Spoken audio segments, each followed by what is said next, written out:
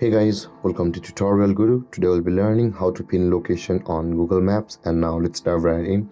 Now to pin location on Google Maps, first open up your Google Map application on your phone, and after you have opened your Google Maps application on your phone, go to the location which you want to pin on your Google Maps. For example, I'll be just pinning over here. For example, in order to pin it now, after going to your location, tap and hold on the location on the screen, guys. You can see the pin has been dropped.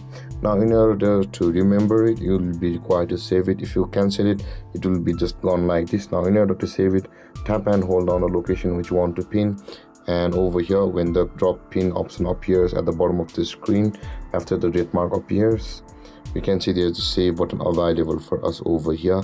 Tap on the save button and you can choose that one of these options, or you can just add a new list if you want to, and choose the category, and after that tap on done, and then that pin will be available even if you close or back out. You can see here it says the drop pin. And with that being said, guys, this is how to pin location on Google Maps.